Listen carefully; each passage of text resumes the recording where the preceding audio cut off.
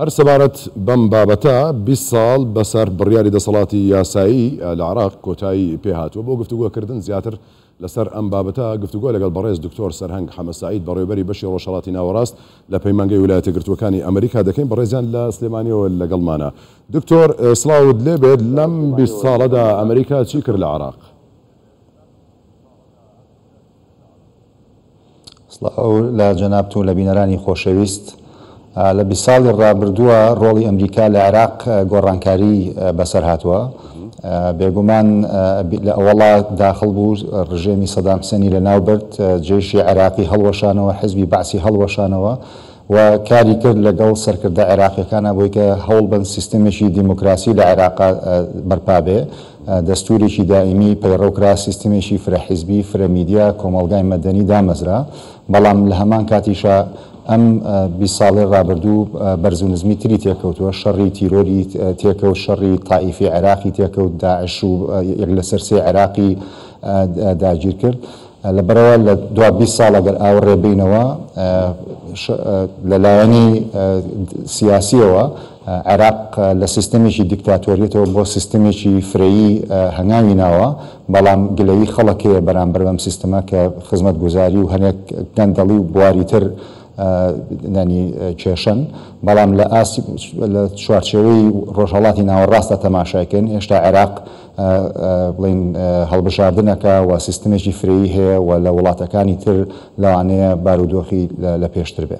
باشە، 10 ساڵ زیاترە کە جەنگ لە عێراق کۆتایی پێهاتووە، یاساکانیش بەپێ ئەو کات جیاواز بوون. یعنی دوای ئەمە ئەمریکا چی دەکات؟ یاساکان گۆڕانکاری بەسەردا دەهێنێت؟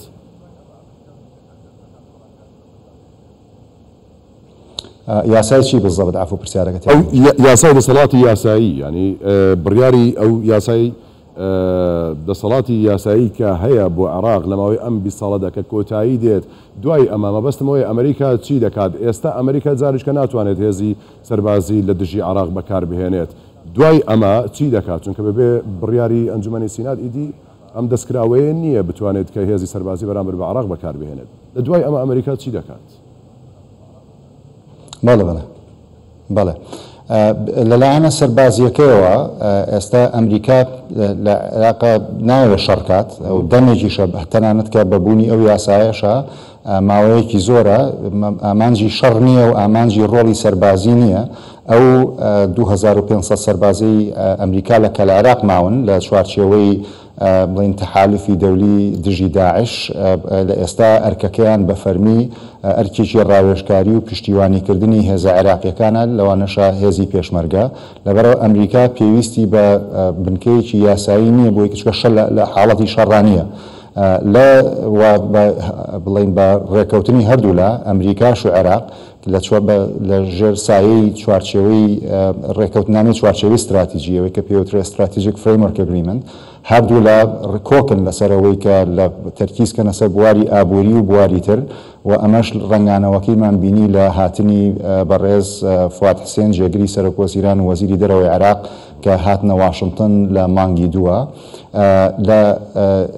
بەڵام من پسپۆڕی یاسایی نیم لەم بواری دەسەڵاتی سەربازیە، بەڵام سەرۆکی ئەمریکا تا ڕادەیەکی بەبێ ئەو یاسایش تا ڕادەیەک دەسەڵاتی ئەوەی هەیە کاردانەوەی بە پەلەی هەبێ پێویستی هەبێ بۆ پاراستنی هێزەکانی ئەمریکا یاخود هاوڵاتیانی ئەمریکا یاخود بەرژەوەندەکانی، بەڵام بەرپاکردنی شەڕێکی فراوانترە کە پێویستەکە بچێتەوە بۆ کۆنگرس و بۆ سێنەت و مۆڵەت وەربگرێتەوە. یعنی ئەگەر عێراق بێتە بکەوێتە بەردەم حاڵەتەیەک ئیدی جەنگی دژی تیرۆر بێت، هەر حاڵەتێکی دیکە بێت ئەمریکا جاریش کە دەیەوێت هێز بەکار بێنێتەوە لە عێراق ئەکەوێتە سەر ئەو دۆخی کەوێتە پێشەوە. ئێستا ئەگەر هێزەکانی ئەمریکا کە ئەو 2500 سەربازە یاخود ئەگەر سەفارەتەکەی یاخود بەرژە هاوڵاتیانی ئەمریکا بکەونە ژێر مەترسیەوە، سەرۆکی ئەمریکا دەسەڵاتی تەواوی ئەوەی هەیە کە ڕەفتاری هەبێ، بەڵام شەڕی درێژخایەن بڵین عملیاتی سەربازی فراوانتر تا لە ماوەیەکی دیاریکراوە بچێتەوە کۆنگرس و لەوێ مۆڵەتی فراوانتر وەربگرێت. بەڵێ دکتۆر، وەکەوەی کە زۆرێک لە چاودێران باس لەوە دەکەن کە ئێستا چین وردە هەوڵی ئەوە دەدات کە جێگەی ئەمریکا بگرێتەوە. ئەم قسەیە ڕاستە بە تایبەتی لە ناوچەکەدا و عێراقیش بە تایبەت؟ چین پێم وایە بێ لە وێنەیەکی گەورەترە تەماشایکەین. چین وڵاتێکە خۆی بە وڵاتێکی مەزن ئەزانێ و فعلەن وڵاتێکی گەورەیە، بەڵام هەست دەکات لە سەردەمێکی دنیاە، لە دنیای دووجەمسەریە کە ئیتیحادی سۆڤێتی و ئەمریکا باڵا دەست بوون، ئەو لە دۆخێکی وایە نەبوو لەو عالەمە خۆی ببینێتەوە وەکو جەمسەرێک.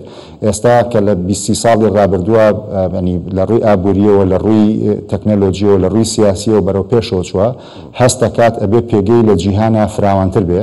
لەبەرەوە بە چەند خەتێک ئیژەکە، یەکەم بۆی کە لە ئەفریقا و لە ڕۆژهەڵاتی ناوەڕاست و لە ئەوروپا و لە نێوەندە نێودەوڵەتیەکانە هەنگاوانێت وەکو وڵاتێکی مەزن حسابی وە بکرێت، وەکو جەمسەرێک حسابی وە بکرێت.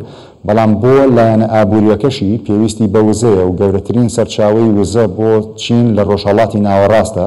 لەبەرەوە هەنگاوێکی سروشتیە کە بێوێت پەیوەندیشی بەهێزی هەبێت لەگەڵ وڵاتەکانی ناوچەکە و دژایەتیکردنی وڵاتەکانی ناوچەکە بۆ یەکتری، بۆ نمونە ئێران و سعودیا یا ئێران و وڵاتەکانی کە لەو لە بەرژەوەندی ئەو نییە، بۆ مەبەستێتی لە ڕۆژهەڵاتی ناوەڕاستە و لە بەرقەراربوونی ڕۆژهەڵاتی ناوەڕاستە ڕۆڵی هەبێ.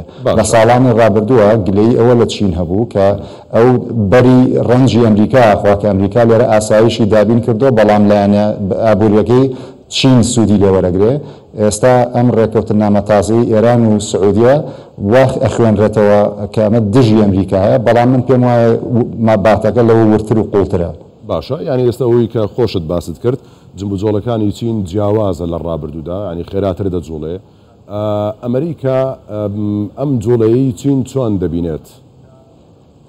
لێ دەگەڕێ ئەوە بە ئاسانی مەسەلەن دەوێت ئەمریکا بە فەرمی پێشۆ بەڵێ عفوبورە ئەمریکا بە فەرمی پێشوازی لەو ڕێکەوتنامەی نێوان ئێران و سعودیەکرد کە چین ڕۆڵی تابینیوە. ئەمریکا تاکو ئێستا کێشەی لەوە نەبووە کە وزەی ڕۆژهەڵاتی ناوەڕاست بەشێکی زۆری بەرەو چین بڕوا. ئەمریکا خۆی لە کێبڕکێ ئەبینێ لەگەڵ چینە، بەڵام بەلایەنی کەمەوە ئیداری ئێستا ئەو کێبڕکێیە لە چوارچێوەیەکی مەدەنی اقتصادی ئەبینێت لە ڕێی هاوپەیمانی وبینێت، نەک ئەوەی کە شەڕ لەگەڵ سین بکات. بەڵام لە ئێستاە ئەگەر تەماشای ڕێکەوتنامەکەی ئێران و سعودیە بکەین، ئەمریکاش بە چاوی گومانەوە تەماشایەکە کە ئایا چین ئەتوانێت ئەو ئەنجامانی لێ بهێنێتە بەرهەم کە بانگەشەی بۆ کرێ، یاخود ئەو دوو وڵاتە یا ئێران پابەند دەبێ. ئەم تێبینیانەی هەیە. سەرۆک بایدن کە لە ساڵی ڕابردووە هاتە سعودیە و لەگەڵ سەرکردایەتی سعودیە و هەنێک وڵاتانی ڕۆژهەڵاتی ناوەڕاستە کۆبەوە، ئەو کاتە وتی کە ئەوان ئەمریکا بۆشایی بەجێ نایڵێ کە رووسیا و سین و ئێران ئیستیغلالی بکەن، بەڵام بەڕێی کردداریەوە سەرکردەکانی ناوچەکە هەست ناکەن ئێشتا ئەو شتە جێبەجێ بۆ ئەبینن. لە ڕاستیە سین بە خێرایی دەرئەکەوێ، لەبەرەوە ئەمریکا چاودێرە، ئەمریکا لەگەڵ هاوپەیمانەکانیان لە گفتوگوایە، دۆخێکی وا دروست نەبووە کە ئەمریکا ئێشتا لێ بترسێ. باشە دکتۆر، دوا پرسیار لێ دەکەم. لەم پرسیارشدا مەبەستمە دیسان چین لە نێو بابەتەکەدا هەبێت، لە نێو پرسیارەکەدا هەبێت. دوای ئەم 20 ساڵ تێدەپەڕێت بەسەر بڕیاری دەسەڵاتی یاسایی لە عێراقدا، ئەمریکا چۆن دەڕوانێتە عێراق و کارەکانی چۆن لە عێراق دەکات، دەیەوێت لە عێراق چی بکات؟ ئەمە بەگرتنەبەری بەرەبەرچاوگرتنەبەری چینیش کە ئێستا لە ساحەکەدا لە ناوچەکەدایە چی دەکات دوای ئەم 20 ساڵە؟ بەڵێ ئەمریکا مەبەستێتی کە عێراق وڵاتێکی سەقامگیر بێت لە ناوخۆیە و لە ڕۆژهەڵاتی ناوەڕاستە و پەیوەندی باش بێ لەگەڵ دراوسەکانی و لەگەڵ کۆمەڵگانی و دەوڵەتیە. مەبەستێتی وڵاتێکی دیموکرات بێ، مەبەستێتی وڵاتێک بێ کە پێکهاتە جیاوازەکانی پێکەوە ژیانیان هەبێ لە کورد و لە سوننی عەرەب و شیعە و پێکهاتەکانی تر. مەبەستێتی کە عێراق نەبێتە مینبەری تیرۆر و داعش سەر هەڵنایەتەوە، و مەبەستێتی کە عێراق ئەوەنە بەهێز بێ کە ڕۆڵێکی هەرێمایەتی ببینێ کە لەگەڵ وڵاتانی ڕۆژهەڵاتی ناوەڕاستە گرێدانی ئابووری و ئەو بارانی هەبێ. لە ئێستا سەرۆک بایدن ئەو عێراق ناسێت بۆ نمونە لە لوتکەی دیموکراسیە عێراق و ئیسرائیل تاکە دەوڵەت بوون لە ڕۆژهەڵاتی ناوەڕاست و باکووری ئەفریقا کە داواتی کردوون. ئەم نیشانی بایەخی ئەمریکایە. بەڵێ بەڕێز دکتۆر سەرهەنگ حەمەساید بەڕێوەبەری بەشی ڕۆژهەڵاتی ناوەڕاست لە پەیمانگەی ویلایەتە یەکگرتووەکانی ئەمریکا، سپاس بۆ تۆمان دوومان کردیت دکتۆر.